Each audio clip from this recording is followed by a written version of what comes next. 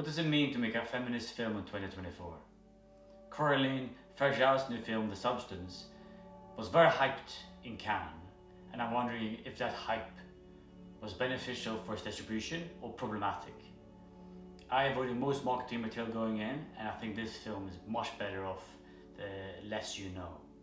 I was very excited about the sci-fi pitch with a strong dose of existential dread about time slipping away, but that was it. Don't get me wrong, the film is all that, but it also concluded in a way that shocked me and everyone else in the cinema. I was very happy I went for an evening screening rather than a matinee screening earlier in the weekend, which was my original plan.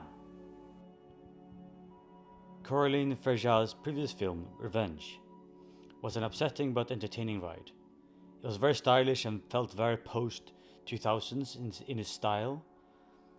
It was, you have strong colors and very present sound design, very punchy soundtrack, almost Gaspar Noé.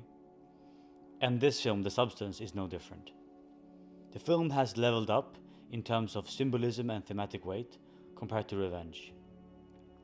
In particular, in The Substance, there's frequent imagery of chickens and eggs, which naturally prompts the question, what came first?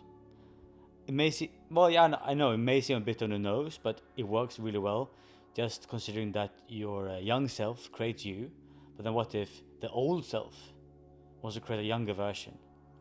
It's a chicken and egg paradox taken to a body horror extreme, which is quite simple in its concept, but masterful and confident in Coraline Farjau's execution.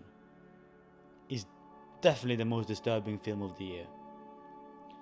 So the plot is, a fading celebrity decides to use a black market drug, a cell-replicating substance that temporarily creates a younger, better version of herself. Of course, this deal is very Faustian and also quite Orphic in my way, like relating to the Orpheus myth. Just do as you're told and you'll be out of the underworld. But, humans always kind of want to tweak the rules and basically just mess up for their own detriment. This is the film version of That's a Problem for Tomorrow Me. Also, I think the film is the best incentive to eat healthy now and do some yoga to take care of your old, sad self. I think when Sue, the younger version of Demi Moore's character Elizabeth, when Sue says, take care of yourself, I hate harder later in the film when you realize what she meant. Don't eat all the junk food. In terms of tone, I really like the cartoonish caricature characters, especially Dennis Quaid's. Also, I really like the kind of almost a modern B-movie vibe with the sets and the camera angles and the soundtrack. I think it worked really well.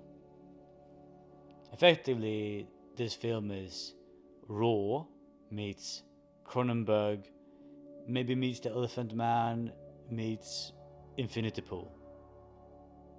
In terms of performances, I think Margaret Qualley plays the role very coldly, almost soullessly, which makes the illusion even stronger.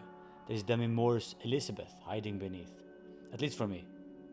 And I think that's very impressive to achieve for both characters, for both Margaret Qualley and Demi Moore.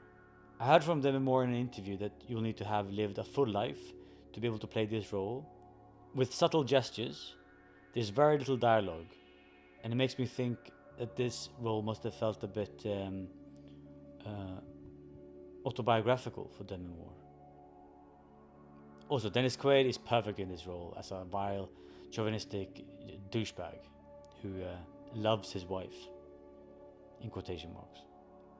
He's an outrageous caricature which suits the tone and makes everyone else exaggerated. In terms of genre, I think the film is developing this genre of body swapping and avataring and surrogates. Other films in the genre are of course The Matrix, Avatar, Brandon Cronenberg's two latest films, Possessor and Infinity Pool, Freaky Friday, and a little bit of Face Off. Of course, a clone is different to swapping with a different person, but the exploitation of a body that's not yours is still present as an unsettling idea. I think The Substance is mixing the body swapping genre with the genre of, films with fame, age, attention, superficiality, the American dream, and the dissolution of humankind by means of a commercialized society corrupted by greed and exploitation. On the whole, enjoyed is the wrong word, considering the third act. So let's say I was hooked from the first frame to the last, and very impressed by the director's confidence and vision. Go and watch it. Although I should say it's very gory.